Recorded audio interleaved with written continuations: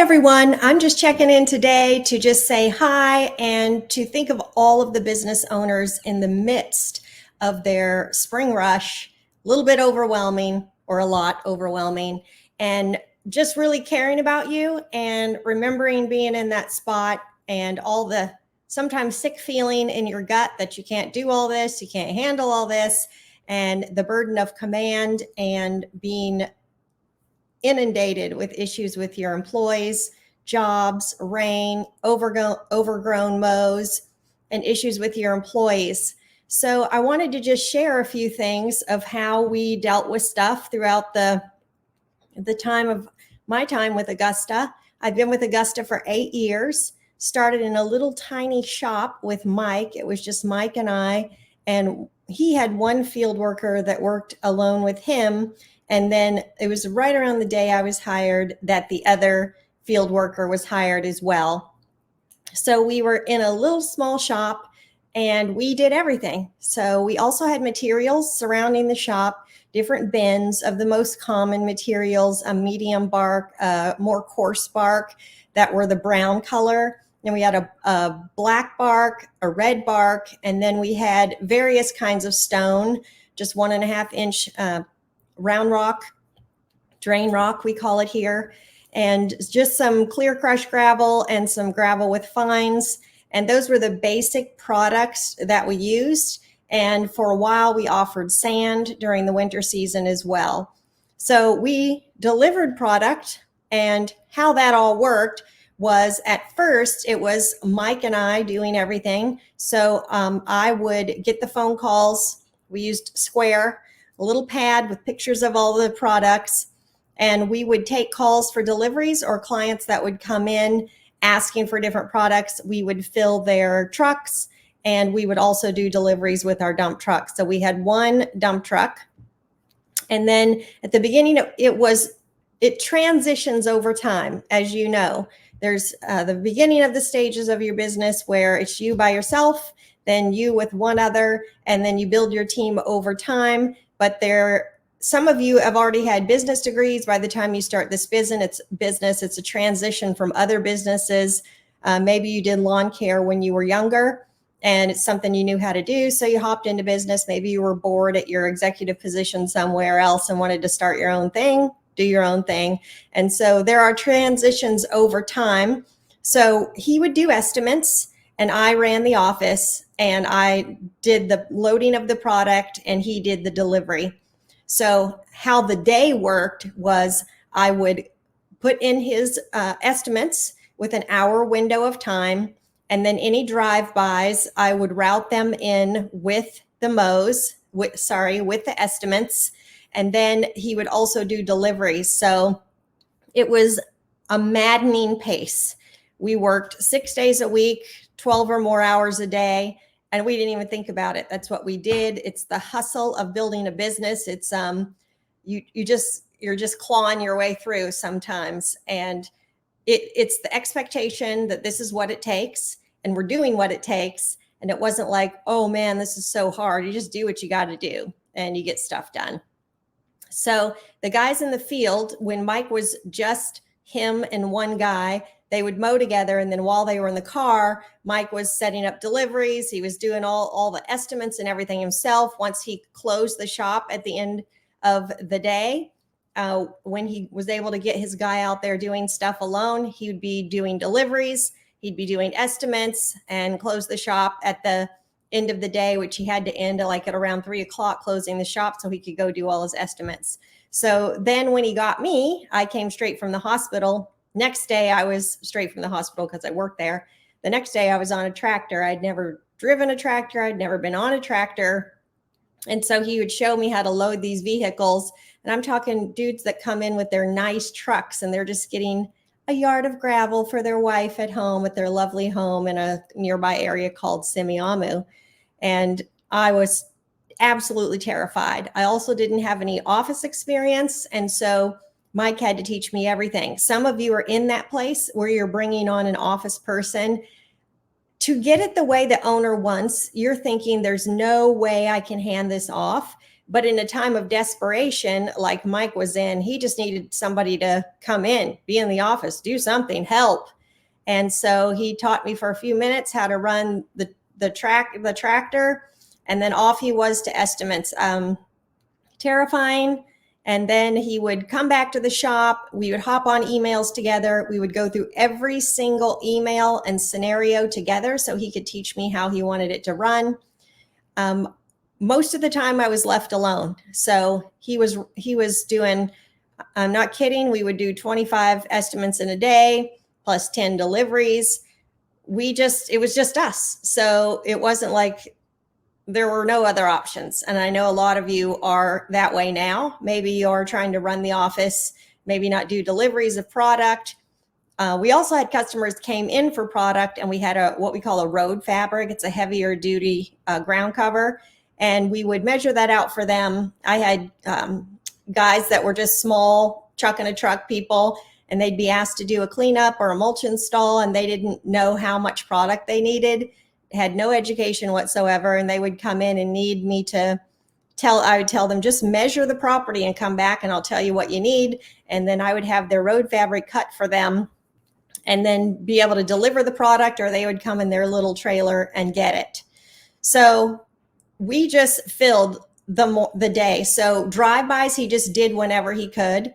We would try to get things back to back. He was very impatient, and so he would try to be at jobs estimates. Sometimes he would, let's say it was between 10 and 11, and he'd show up at 9:45 and he'd be like, they're not here, so I'm going to leave. I'm like, you can't. They said 10 to 11. So that means they're going to come home from work or the grocery store or wherever. They're planning you to be 10 to 11. So you got to wait a minute. And sometimes he would leave, do an estimate, then come back. But we just strategized the whole day, and we did what it took to get it done. We were dirty from head to toe. I was dirty from head to toe. Our little philosophy that he wanted to have was that we never miss a phone call. Well, that's impossible when I'm out doing deliveries. And so there was a lot of phone tag. So I would do the delivery. I would do the loading of the customer, run back in, check the voicemail, and see what messages there were, call those people back, arrange whatever they needed, a delivery, an estimate, whatever. And then I would run back out and do that with somebody else. The computer was always covered with dirt. We had to leave the door open because, number one, it was so hot. We had an outhouse that we used.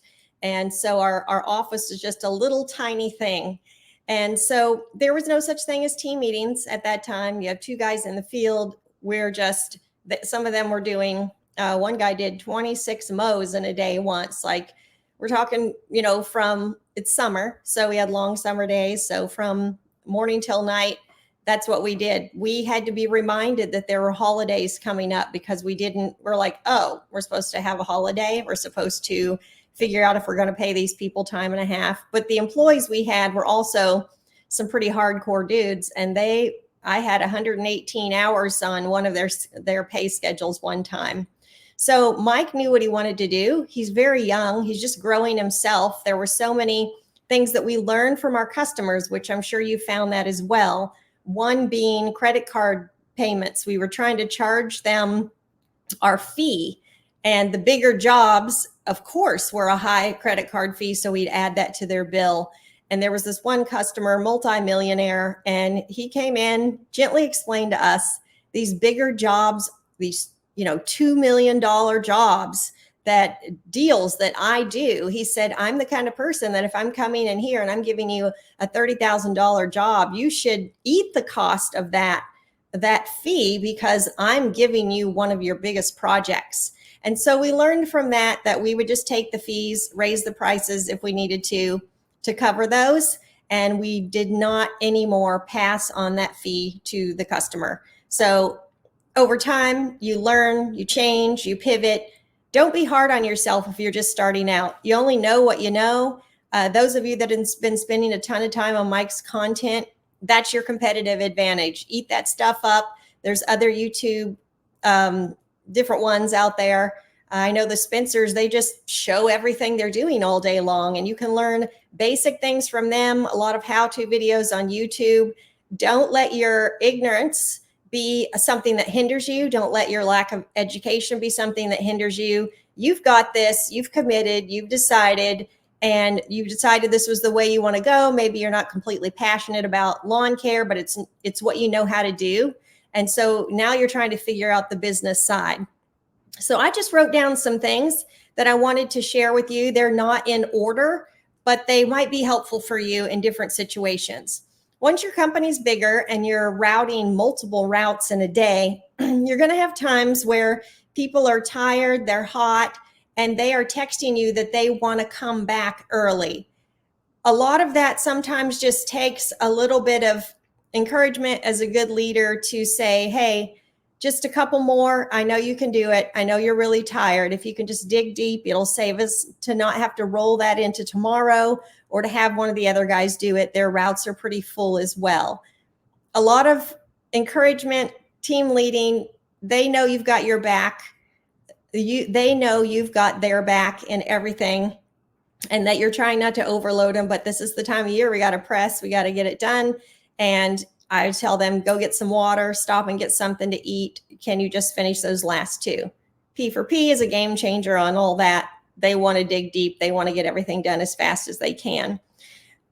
When your company's young, you're able to run out and show the guys the job every time. So let's say you're starting at 7 a.m., you're meeting the guys at the shop, and then you are leaving with one crew while another crew is loading up. You could stagger times, but then the estimator has to run to that job and show them how to do everything. And so let's say there's 4 projects and he has to go to all those guys. Well, the second and the third one, they're all just waiting around, wasting so much time. You're paying all these people by the hour. So our solution to that was several years down the road when we thought, well, when he goes to do the estimate, let's have him do a video. So Mike would video once he got done, letting the customer know that he was going to just take a quick video for the crew. You assume the sale. So when our crew comes, I just want to make sure that I show them exactly what you let me know you needed done today. And then we had a WhatsApp chat that was for videos, and that video was sent to the chat with just the name of the customer. And so the date stamp is there, and it's all there in that one chat. So when the night before, when those jobs are dispatched, you're able to send that specific crew the video so they can look everything over. On P for P, they're going to watch that video. They're going to have it all planned out, how they're going to get their products and get everything loaded up in the morning. And they are there early and they're out of there because they've already looked through the list, got their project stuff straight in their head, and they're off. Mowing routes on P for P, they're able to go in there and see everything they're going to make for the day. They can come in. We had a statute in most neighborhoods that they couldn't start before 8. So that was our policy. And on P for P, they're ready to go. They're ready to roll out and get to the first lawn. So we found that videos for projects and cleanups have worked incredibly well. So how do you pay these people? So now we use P for P. You can do weekly, bi-weekly, anything that works for you. But you want to make sure you give them a fair wage that is, let's say, minimum wage and then above, if that's what it chart is, in the southern states maybe. But to actually get better quality people, get more people to apply, you're going to need to have a competitive wage for the industry.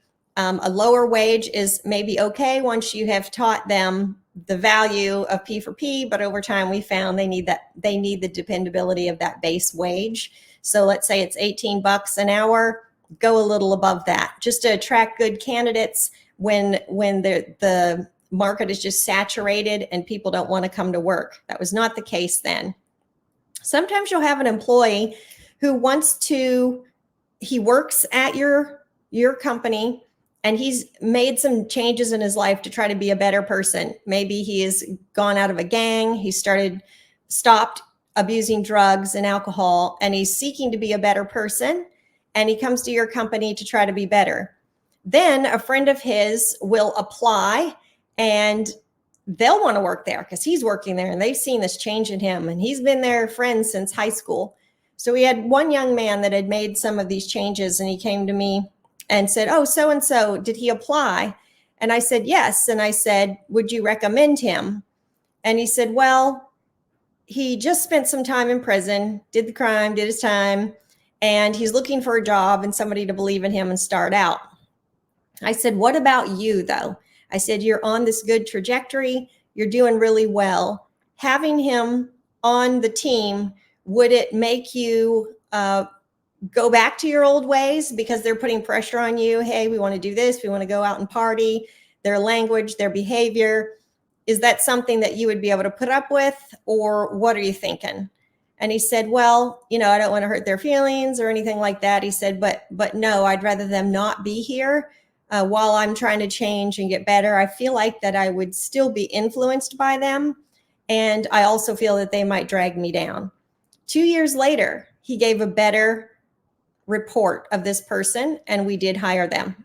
I needed them to prove, and he needed them to see that they had done some changes themselves and become a better person.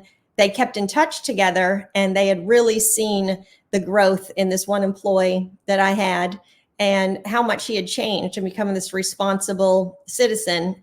And so we did hire him eventually. Some of you might ask, should we hire people that have been in prison? Well, if you did the crime, you did your time, they feel that you're okay to be released to come back into society, so to speak, go ahead and call their references and hear the truth from them. Can they look you in the eye and tell you what happened? Can they tell you what the crime was? They have to. And they may tell you, I was in prison, I did this, it was for drug abuse, I stole a car, something to that degree. If it's any kind of child molestation or rape or anything like that, because we have them out on customers' properties, we would be hesitant. I never hired anybody that had that kind of history. But there were different ones that had been in a big, barroom brawl and had hurt someone and damaged property, and they ended up spending some time, and they made lots of changes and became really good people. And so I did hire them. They worked for us for a period of time and then moved on to better jobs. And so it's not impossible. And we've had several of those, and I just kept a close eye on them. And it wasn't a negative thing in our situation. I did have our jail contact me and say they had a specific prisoner that was about to be released, and would I give him an interview and see about introducing him back in society if I would be interested in giving him a job. So I said that he could come and see me, and this big scary dude came to see me, and he didn't have one eyeball. So there was a piece of glass in there, or whatever substance they use, more modern now. And I wasn't afraid of him, but I just asked him a lot of questions, just like I would anybody else, and realized no, he would not be a good fit with culture, work ethic, and that kind of thing. And so we didn't hire them. I just let them know it had nothing to do with that. But I also have to keep our customers in mind and know that they would be terrified to meet up with a guy like this coming on their property, because we do train our guys to be professional and to communicate with our customers. So excuses why they can't come to work. There is probably nothing I haven't heard. Probably the most extreme was that his sister was in prison a couple hours away, and she had tried to hang herself, and he had to go there. That wasn't true, by the way. But extreme things like that, that specific employee, we helped. We gave him gas money to go down there. We found out over time that these were some pretty hashed up, incredible tales that were told. And that's how you learn. Sometimes you start out in the beginning, if you're a very kind person who's a little bit gullible and believes everything you're told, we trust until there's no reason to trust. And so my socks are in the dryer, I have no socks to wear. My pants aren't dry. I can't find my glasses, air in the tires, car won't start. There's a myriad of things, people's pets, people's baby mamas are upset. They have their girlfriends have PMS and they're having a bad morning and they need to stay with them.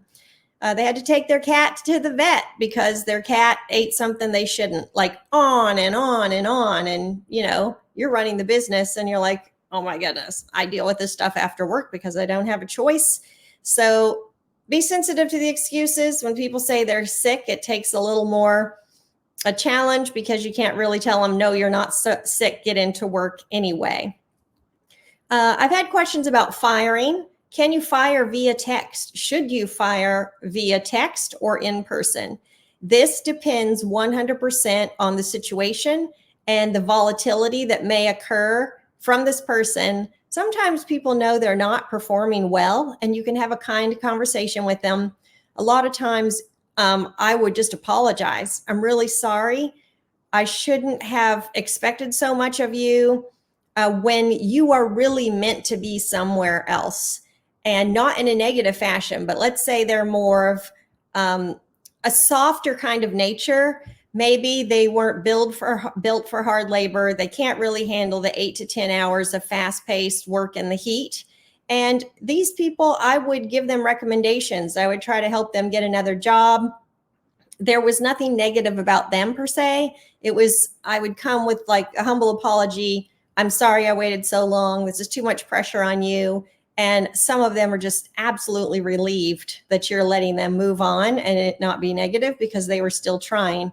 Nowadays with P4P, there's like, you're not performing, you're not even making your base pay wage. Those are conversations we need to have and put together a performance plan for them to become better at what they're doing, get them a little more training if necessary, and get those numbers up. But yes, there have been times that after multiple warnings, if we need somebody on the crew, we're going to let them work till the end of the day. And then depending on the situation, something may have happened on that particular day. I'm going to ask for their key back to all the locks. I'm going to ask for their credit card. And then I'm going to just let them know that we can't move forward with them, that the behavior disrespect they showed to their project manager today was not acceptable, or they come back from their route, they refuse to clean out their debris, they leave other people hanging, they leave people to finish jobs that they should have been helping the team do. There's something broken, they haven't assessed where that goes or labeled it and how it needs to be taken care of. Just absolute and total disrespect for their team and won't pull their weight. I'll have a conversation like that and let them go. There's other times that you need to wait till they've left, and then you need to cancel their credit card, and then you need to let them know that they're not a welcome back with the team, and you don't need to say why. So you can say something kind like, we've decided to let you go. Best wishes for your future. They will usually know why. And there'll be times that they'll just be belligerent and they'll be upset that why did you fire me, but they still will know why. And you don't, in our state, it's an at will. So you can let somebody go without telling them why. And when I fire somebody, this may sound a little harsh, but I block them right away. There's people that I don't have to do that because there's softer reasons why they were let go, and we're all in agreement that they should go, as well as that person themselves. And I'm totally fine with helping them for their future. But if there's belligerent things, major disrespect for the team, I will fire them over text. And a lot of times I'll do that because they could be volatile, they could do damage, anything could happen with some of these people. And then a lot of it happens once they leave. If you don't block them, you're going to get a massive amount of hate, disrespect, threats that they're going to sue, accusations suddenly about all kinds of people on the team, what a terrible leader you are, and you shouldn't be with the company. And they might even go on and put bad reviews about you that you have to address. So you don't need that. I believe in celebrating employees when they come, not when they go. So once they go, they're no longer my responsibility. When I am letting them go via text, I'll let them know that, pay period doesn't change. They'll still receive pay for what they did on their next on their pay stub. So there's really no further reason to communicate. Some will come back and give me their key and their credit card, which it doesn't matter. It's already canceled, so there's nothing they could do. But yes, there are times when you need to use discernment, and you should just fire them via text. Over my years of hiring hundreds of people, hiring and firing, you just learn to gauge the situation, and usually you can make decisions really fast because of the vast experience you've had and patterns. There are patterns that never change. I had one individual that refused to stay at a lawn that was overgrown and finish it. Now, at that time, we were just paying by the hour. There was no P for P. And he just decided he wasn't going to do it. And I was trying to do the kind, I'm sorry, it's overgrown. Hang in there. You can do this. But he was alone, and it was getting hot, and he hated it, and he wanted to be somewhere else. And so he just started spewing things to me and how he's treated so badly. Everybody else on the crew was pushing to finish to get done that day also. And I told him I was really sorry, but I needed him to finish. So he came back later. I don't even remember if he finished or not, but he let me know that I think he did, because he said when he finished that lawn, he was coming back and he was done with his terrible company and all of this. So I felt really bad that he had been given this difficult lawn. So when he came back, I gave him all the money I had in my wallet, which was, I think, around $50. And I told him I was sorry, told him I would give him a good review. And I remember, I think it was Lee was in the office, or I think it was Lee. And it's so funny that I was being so kind and just telling him, like, I'm the one apologizing. He's quitting. I'm apologizing. He slams his keys, his credit card, everything on the counter, and then just leaves. And so I always felt bad. Sometimes I would be crying after.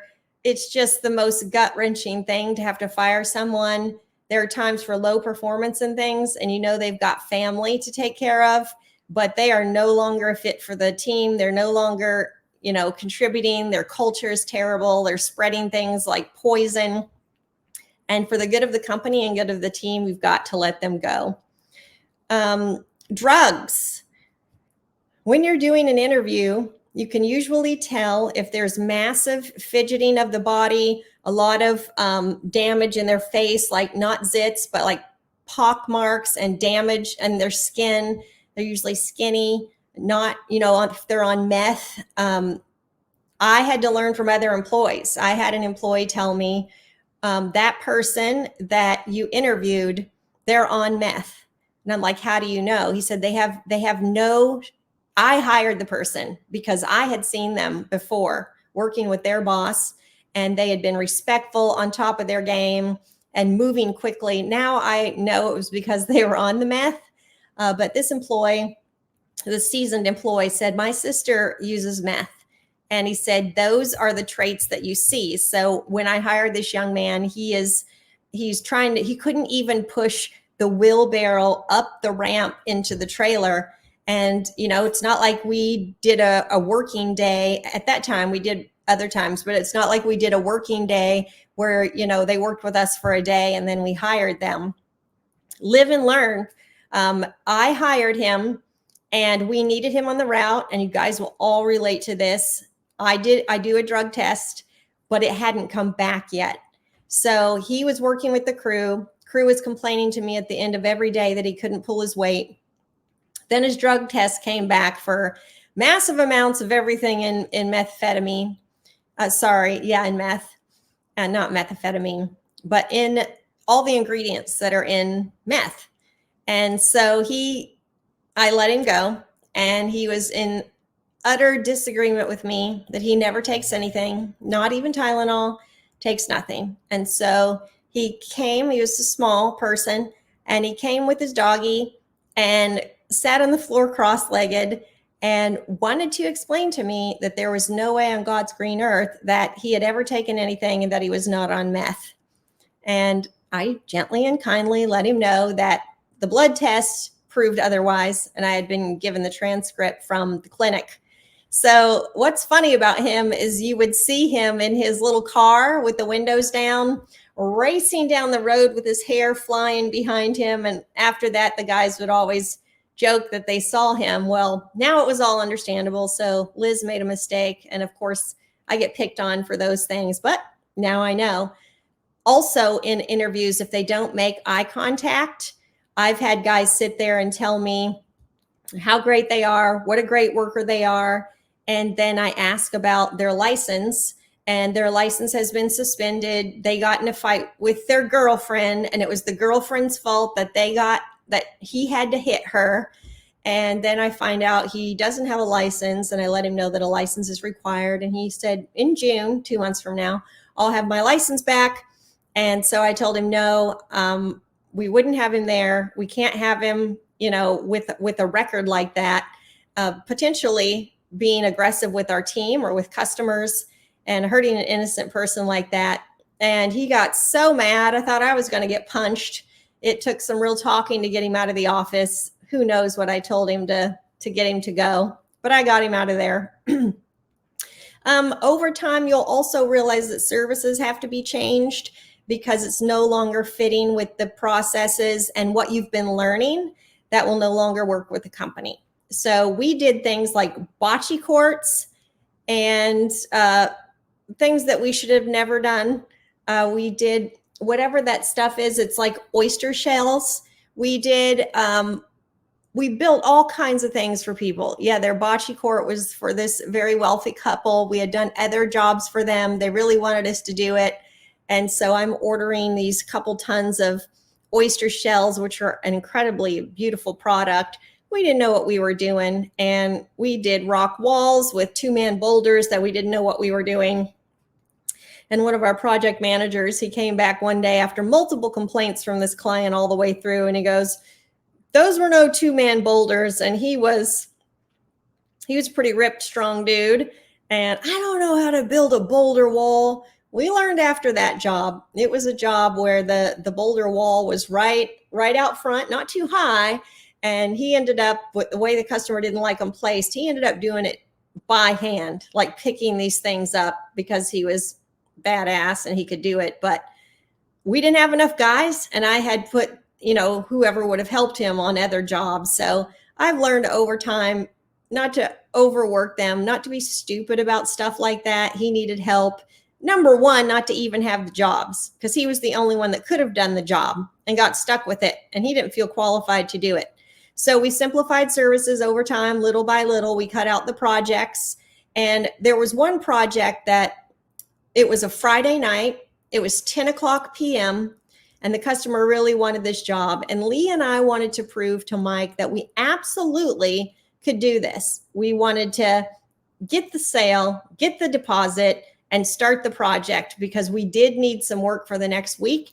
And Lee and I thought that we could do it.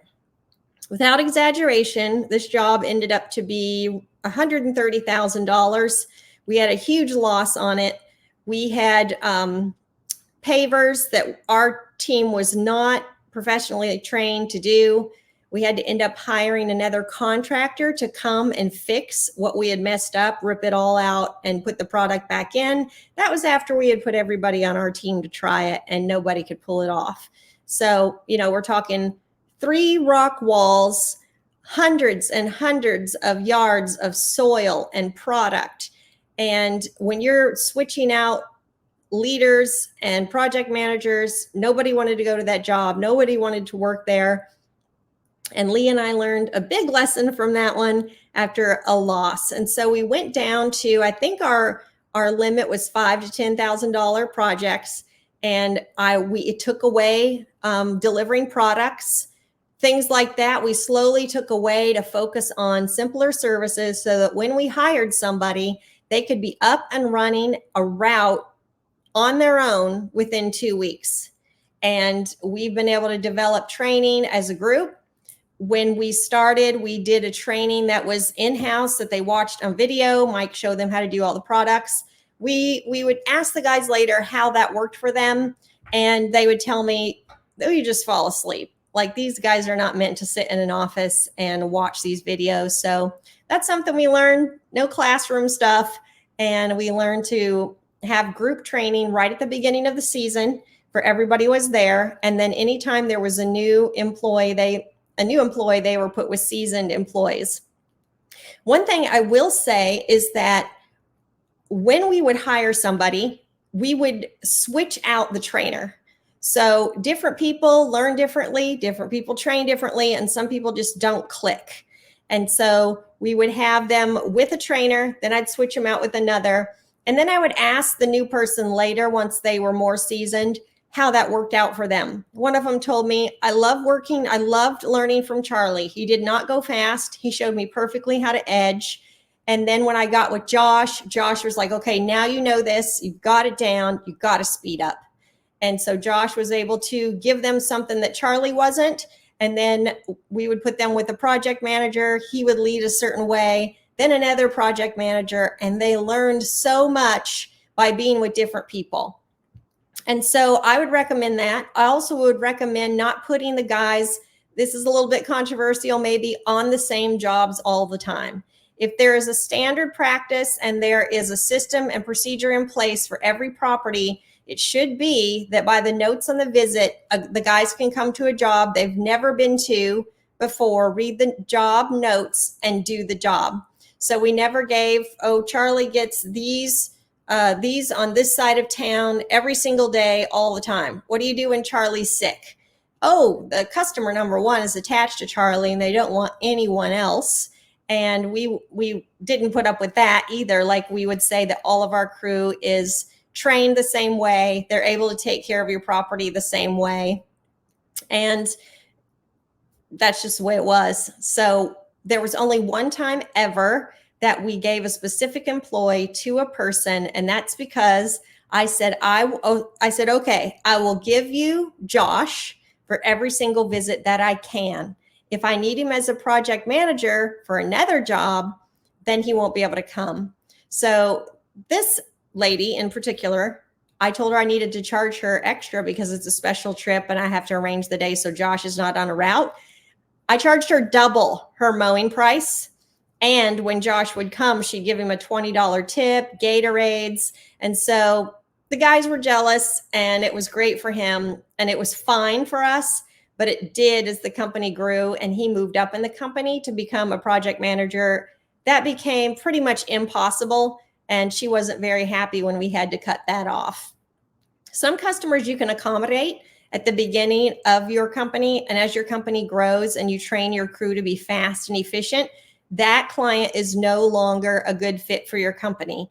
Maybe you could have talked to Susie Jones on the phone for 45 minutes before and explained to her that her estimate was an invoice or her invoice was an estimate. And she would ask why the work wasn't done. And we would explain to her she never even accepted it. Or she would try to pay the invoice of something that wasn't done because she just got the invoice, but it was really an estimate. So as your company grows, you need to gently move those customers on to a solo person. So some chuck on a truck that's able to accommodate her, talk to her, walk around, have tea on her porch. That's not what we're about at a certain time in our careers and in running our businesses. If we're in growth mode, we can't expect our crews to do that on P for P. We definitely can't expect our guys to do that. And I had multiple times, customers with dementia, nicest guy, our guys would say, but we don't have time. We can't get the mows done if we're putting up with Mr. Rogers all afternoon, who keeps coming out and saying, now, why are you here again? What's your name again? Why are you mowing my grass? And this is like multiple times throughout their job. And they were so patient with him. But a lot of times what I would do is I would have a list of people we would recommend. And then if we didn't want those clients anymore, couldn't make any money on them because of the time they took, we would recommend these other owners in our area. And we would say to the client that we can no longer service them at their property because they need individual time and our crew is trained to move quickly. But I have someone that might be the perfect fit for you and I'd love for you to meet them. And I would let that business owner know that, hey, recommended this person, they'll be calling you. And it turned out great for them. And that guy was never planning to be big or grow fast. He wanted to work by himself, and he loved talking to his customers. So that worked out great. Sometimes you're just going to have them move on. I recommend a good training for the whole team at the beginning of the season. And then what I used to do is the team got big. I hired a lot of people at the beginning of the season once. So on the whiteboard, I just put an entire list of the guys we had, entire list of the new guys, and I just drew lines with arrows to the people I thought would fit.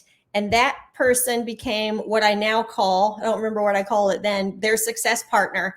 So they were responsible to check in with them every day, even if they were on a crew with someone else. How you doing? Any questions, things you need help on? And they were responsible to make that person successful. And so it made it so that there was nobody floundering around and left out when there were others to be able to really take responsibility for their success. And I found that beneficial. In the hiring process, once we would hire someone, you give them a contract, and it's 31 pages, and they're not going to read it. And all they're going to do is read the compensation page, and they're not going to read about lates, uniforms, smoking, all of those things. Typically, these guys are not. Compensation, day they start, they sign. And what we found is then later on, they act surprised. Oh, I didn't know that. I wasn't told that. So when we onboard them, on the day that they come in to get their uniforms, their keys, we gave them money to go buy pants as long as it needed to match the crews, but it was just way better to give them the cash and have them go purchase their own. And so on that day when they would come, we would go through the handbook with them, and we would make sure they understood all those basic things. And so now we don't typically do a drug test. No, we don't in our area, but we let them know that drug use is not tolerated and smoking is not tolerated. And you would say that's impossible. It's hard to get a group that is going to be non-smoking. I had guys come from other companies and wanted to work for us so bad. And I would have the conversation with them, like, you can't smoke dope on the property. Like, you can't be in our trucks. It's not safe. And they would contact me and say, I so appreciate, because I did give them a job offer, but I told them that would have to be, of course, they all say, I've been trying to quit, or I had my last pot, a couple weeks ago, and not true. And so they would contact me, but I would believe them, and they'd contact me and say, so sorry, I really appreciate the job offer, but I just can't do it. I really need my pot. And then other guys would say that, and they were just too embarrassed. I had one really great guy, and I think he applied 3 times. I think I offered him a job 3 times, and I don't know why, but he's been fantastic anytime we met him in the community, but I'm pretty sure it was his personal habits that he couldn't give up, and he really needed to smoke. You will be sued at some time in your career, so just relax. It's going to happen. Try to do everything you can according to the laws, and so that you're backed up. Be careful what you text to your employees. Make sure they're just factual. They're not filled with any emotion, and make sure that you do everything by the book. The reason that, we've been sued a couple times is because we were young and we didn't know, and that's going to happen to you too. What if your insurance expires and you get caught, or one of your employees is in an accident? Just learn everything you can. When you're starting and you're just frantically busy, you're exhausted, you're overwhelmed, stuff like that will come up. You'll get unemployment papers and stuff that seems like so extreme that come in the mail, and now you've got to deal with that. It can be very overwhelming. And so take a deep breath. This is called the multitude of business. It's a learning curve. It's going to take a while. And you'll see seasoned people in the business that you talk to about these things, and they're like, for instance, me right now, it's going to happen. And there's going to be things that you feel are out of your control, or that you were wronged. And employees can be very manipulative. And there's been times that they would take us to court, and I would have the owner, the project manager, and me all on the call. We were able to give dates and times and conversations. It was a phone court situation. And so the person that had come against us was somebody that had been to school, was still going to school, wanted to get into computers and reprogramming things. And, that was his deal. And he had just got out of school.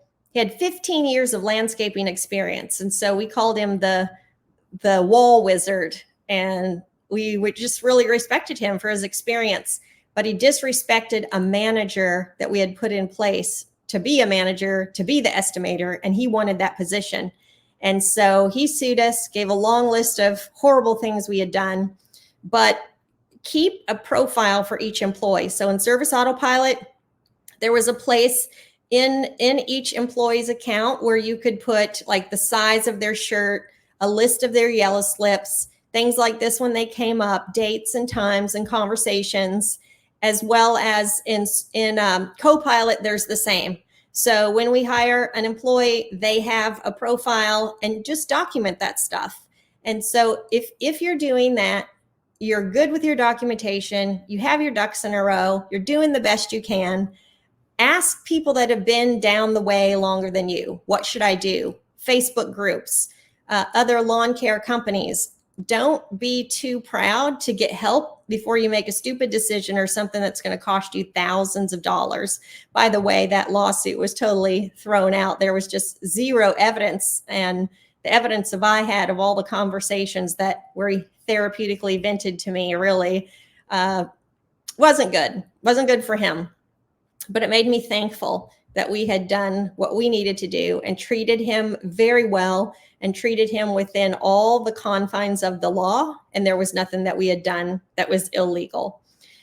Software. So in the process of your company, you might start at the very beginning on a pen and paper. You might go to little invoicing books. And for years, you might do things on pen and paper, but then you realize, oh my goodness, I have 150 customers and I just can't keep track of all this stuff, let alone like automations and things that could automatically happen for you later on. So you would start with something simple. And I advise that before we had Copilot, where any size of business could come into Copilot, we used what was called Lawn Pro. And we had done, I think, 2 seasons. I'm not sure how Mike did it then, but by the time I came on, we were in what was called Lawn Pro. And when a software is just developing, Mike knew the owner. I had personal contact with him via his cell phone. I would be at the office at 3 a.m. because I couldn't route for the guys that day. And I had 3 guys coming in, and I was there at 3 because I knew by 7 I had to have all these routed. And it was broken. So I was on the phone with him trying to figure it out. He didn't know from other users. I was the first person who had told him. And this is just the way it is when a software is young. And the guy was a great developer, built his own thing. And he's done a great job for those of us who used Lawn Pro. And we used Lawn Pro till we couldn't. So I would use the CRM that you're using. And once it can't perform for you and actually cost you money due to the inefficiencies, then you should switch. So at a certain point, it wouldn't let you route more than 23 jobs. And that wasn't going to work for us because we had a lot of jobs. And if I was routing, say, deliveries, estimates, and all these things into Mike's schedule, I had to do all this stuff manually, and these estimates were all over the place. And so I needed to get them routed. So then we moved to Service Autopilot, and they were still in their infancy. And some of you have used Service Autopilot since it first started and were able to have some input. So just like people have beta tested Copilot with us, new softwares, there's going to be things that have to keep getting introduced, and they would have a new thing introduced that the users had requested. And so we had to be patient with all the things that would go wrong with Service Autopilot. It just happened. They were trying to build a better product, and they did build a great product. And we didn't need to move on from them until everything was in there, that we had learned it, we had built workarounds, and it was working great, and we liked it, but we needed more growth, and the company wasn't continuing to put things in there to help us grow. The prices kept going up for users, so we had to build something, not because we wanted to, but because it became a necessity for the industry. Typically, softwares are going to be good at one thing. So like if it's LMN, it might be projects that they mainly do. There might be another kind that's mainly for mowing and simple services. Then you might have another one that's for all service industries, so it's not tailor-made for your specific one. The thing with Copilot that there's been so many challenges, you're taking all of these things from all of these softwares, and even things in Service Autopilot that we loved, but we could see that they could be better. So you're implementing all these things into one software that typically you would be like, this software is great for automations, this one's great for mowing, but we want it to be usable for all of these details in all of these industries. And mine is primarily lawn care. And so I love software. It can be so frustrating at times, but it's a game changer for your business.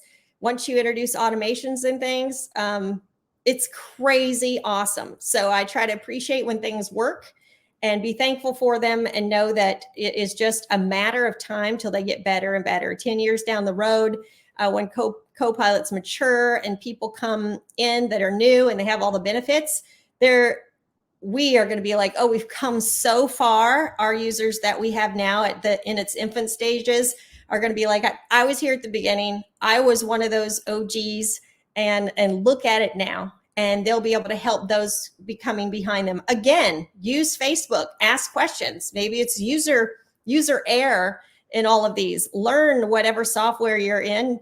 It's so hard to learn and to change. And when we first started in Service Autopilot and we're trying to build automations, we were like pulling our hair out, just trying to learn all this stuff. There's a lot of layers to Service Autopilot. And so we had to learn them all. Once we franchised, we had built all of these workarounds. And so we had a lot of it figured out. So we made all the mistakes so that no one else had to. But you're going to find, you might be by yourself. You might be the only one, and you'll have to bring on one employee, and it's hard to hand things over to them because you think they won't do it as good. Always keep in mind, they probably will do it 80% as good as you, maybe not 100. And then over time, your focus will change because you'll need to hire people smarter than you. And I can say that because now I've moved out of the field work into an office setting. And if you're trying to build better systems, do things better, really get out of the mindset that you have and you're going to go full force into growth, you need smart people. You need people like, this is what I see I need. I need to hire a person to fulfill this position. And as your company gets really big, you can't do everything. And let's say I gave you 10 tasks today and you're like, I'm so overwhelmed. I can't get to all this stuff. I can't do it. Let's say I give you 100 more. All of a sudden, your whole focus on how to handle it is going to change. You're going to be like, well, I can't, like impossible. I can't do it. And that's when you call in reinforcements, and you just have to surrender to them. And a lot of times you'll find out that people are willing and waiting and ready to step up for you. If you've been a good leader, they're going to have your back in the good times and the bad. And some other time we'll actually talk about leadership for all of these employees, but you can have a powerful impact on them. It feels like you're reselling yourself and the vision of the company and all these things every day. The biggest thing is to show them that you care. Employees can make you money. They are the only people that can help you make money. So you want to invest in them. They're going to be so frustrating at times. You need to be fast to fire if they're causing issues in the culture of your team. Stealing, that's another thing that people have issue with that. So I've had people, okay, they're using the company card for their personal stuff, and I am watching these charges come in. I'm also aware that it's so busy and they are a hard worker, and I'm so annoyed with them and so disgusted and would want to fire them immediately because they're doing that. Taking lunch breaks, I can track the trucks. I know they pulled over and took a nap. I know they went to a yard sale and looked at some things and even talked about that on their break. They went and looked at these things. And I'm able to go see, you were there for a stinking hour and you're stupid enough to come back and tell me that you bought a typewriter or you bought something else. Like, I'm not stupid. And I know that that's stealing from the company. And the fact that you're so oblivious is crazy to me. So people that'll buy monsters. So you should see gas on their card. You should see, 60, 70 bucks, whatever it took to fill that. And sometimes like 12, 13, 14, 15 on that same job because they're filling their gas cans. But anything like $3, $5. Okay, what's up with that? They're getting monsters, candy bars, sandwiches. And so you got to watch those charges. And you say, Liz, that's insane that you would give them a credit card. I trust until there's a reason not to. And I need to trust them. I can't hand them my card every day or go fill up their trucks with gas. It's impossible. And so I need to trust them until I have a reason not to. And so if I had an employee that was stealing like that, but I desperately needed them on the job, they were a good worker, I would say, I'd have them come in. I'd say, hey, I need to have your credit card back. And if you need gas, if you need anything else, I'll have somebody else fill up for you, or the person on your shift with you, they'll fill up. But I can see that there's multiple charges here. And sometimes it is an accident. I, as an employee, having many cards for the company now, have accidentally used the wrong card. And the other person in the company will go, yo, you accidentally used the franchise card for this. Like, oh my word, I did not mean to. I thought it was my own card, and I pay them back. And because we trust each other, all good. That can totally happen. It could be that somebody stopped and actually got a gallon of water because they were just dying from the heat. And that's okay. I would be totally get it, but they would need to text me and say, hey, I just spent $5 on some water and a few other things just to make it through the shift. There were other times when they're struggling and I would tell them to go buy something on the company card because they didn't have any money. Personally, they were trying to wait for payday. I would take their card back and tell them why, but I wouldn't say anything about firing them, even if I knew I was going to, because if it kept happening on multiple times, you're going to have to let them go. A lot of times there'll be other things going on, though. They might not be performing well. If you see them multiple times, they don't clock out and they're going and having lunch somewhere with a friend or meet up with the guys. Those are things that you can't tolerate in your company. The other guys on the team, they see this, they know, and whatever you think you know, they know way more, and you find out after you fire people. Once you've hired some more people and can kind of cover that position, then you can let that person go. I've had other people that their attitude was bad. They constantly got yellow slips on weeding, and they would be mad if they had to go back and fix it. Especially on P4P, they would do a 5-minute job on something that should have been 45 minutes for weeds. Next guy comes along and sends me a message, hey, I'm going to be here an hour and a half just weeding. And I'm able to go back and see who were the last people there. And it was always this guy. He could never do weeding well, no matter how many yellow slips he had. We learned over time to just have a weeding crew. And that's worked way better, will work way better for some companies. And so I was so mad about this guy on his attitude was so bad.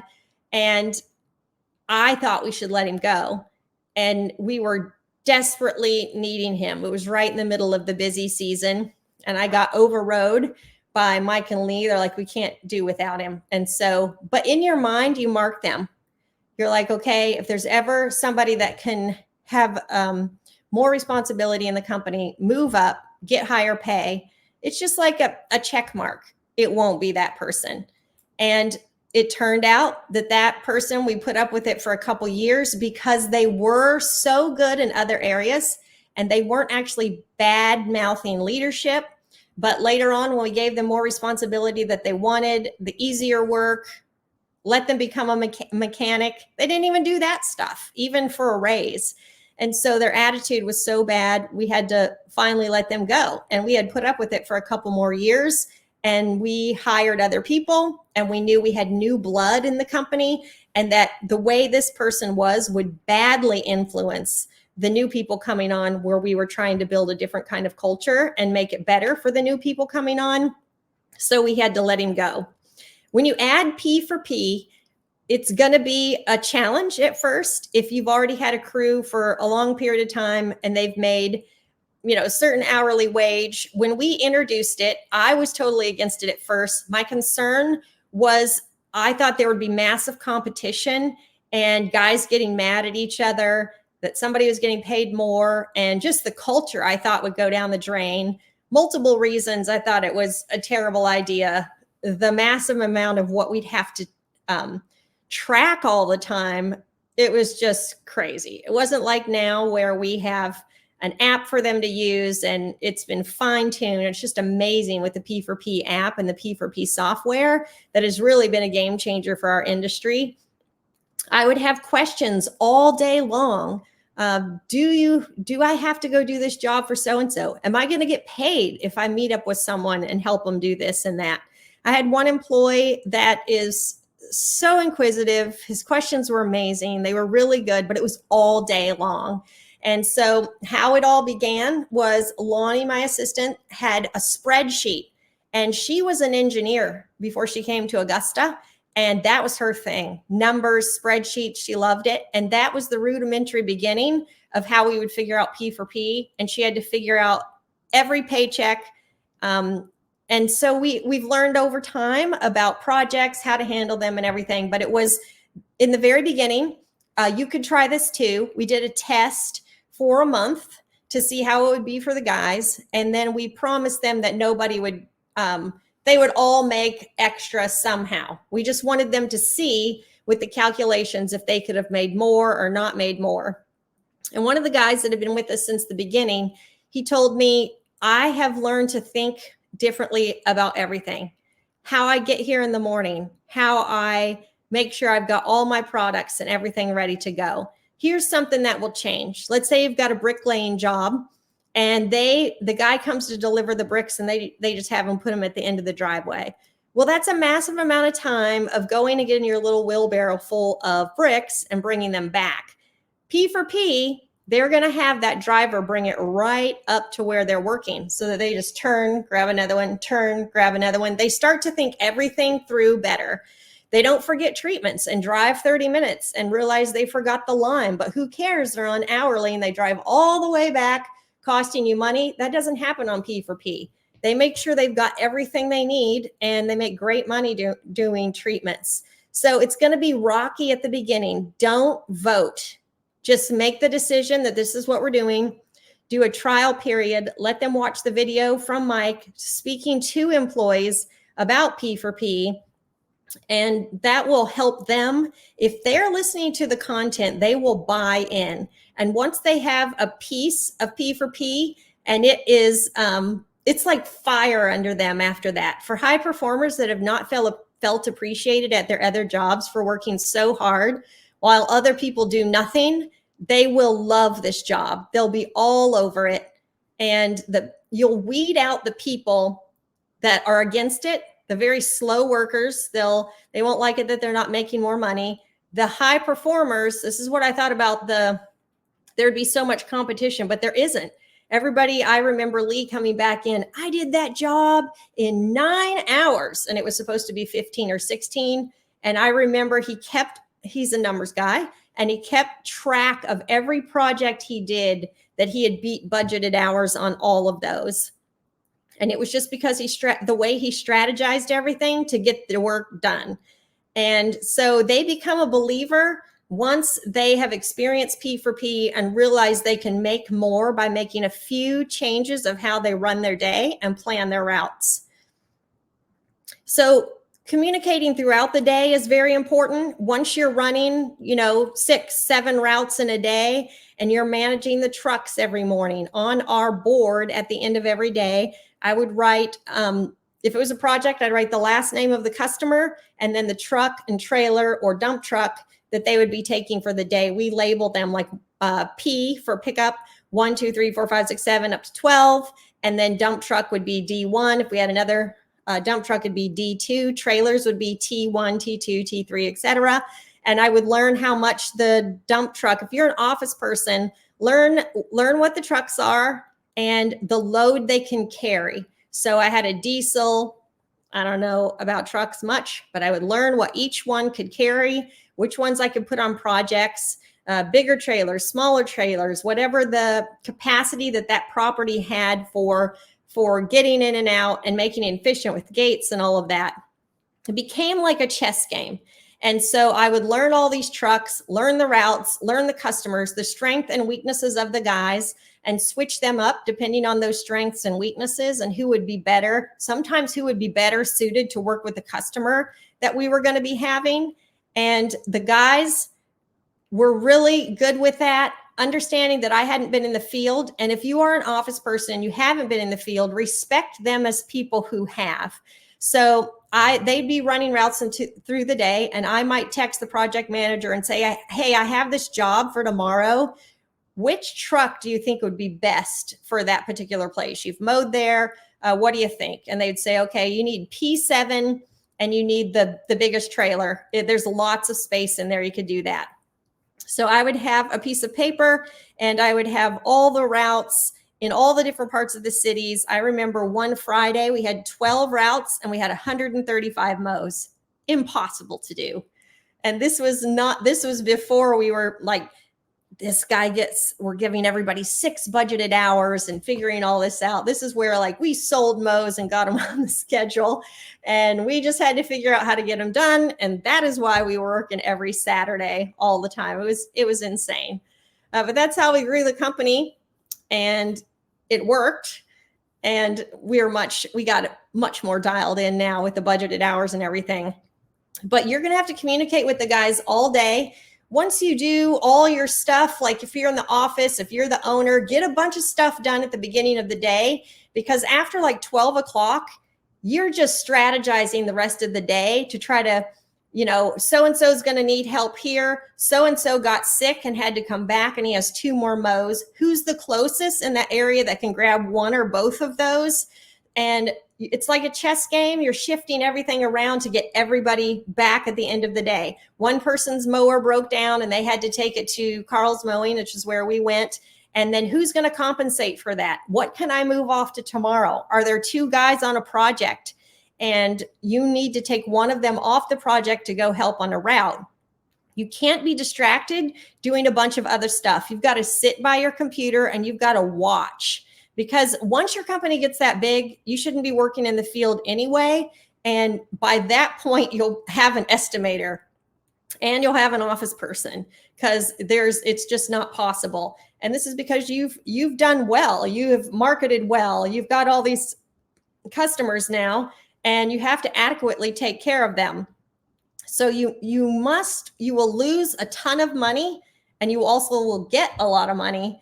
You'll lose money if you're not attentive the rest of the day. So what happened, since I was trying to run the office and all these things, it was really like 2 full days of work. Getting there 6 a.m.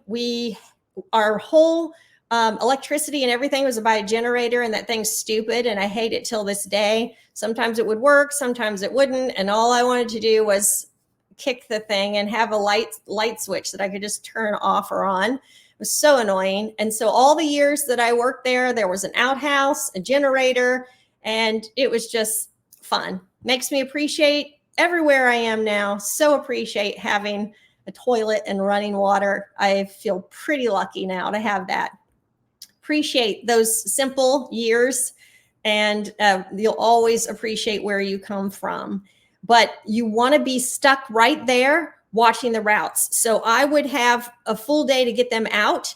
And then as soon as they were out, I'm cranking out phone calls, emails, and I'm going as fast as I can. There's never like sitting around, chatting, drinking coffee. I would bring an igloo lunchbox, and I was always teased about this, but I knew there was no way that I was able to leave the property, walk out ever. I did this for years and years.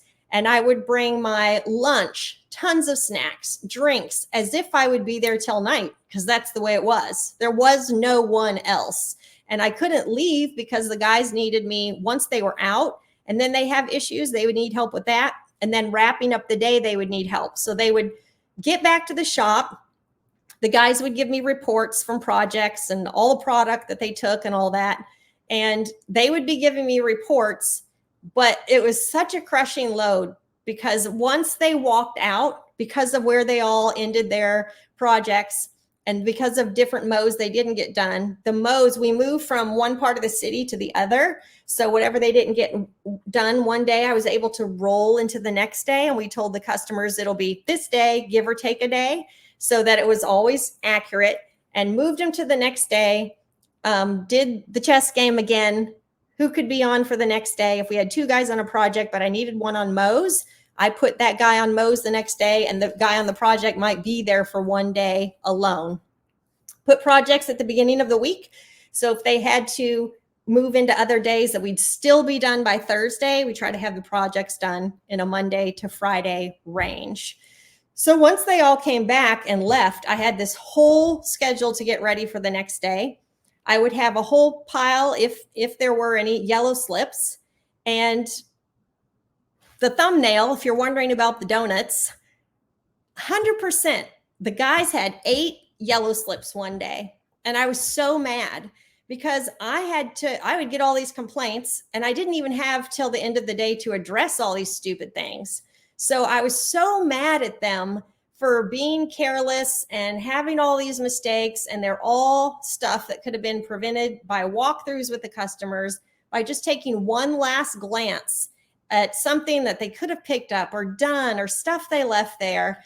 And I'm sitting there with this pile and crying, mad, infuriated that I've got to deal with all this late until the night, rearrange for them to go back the next day.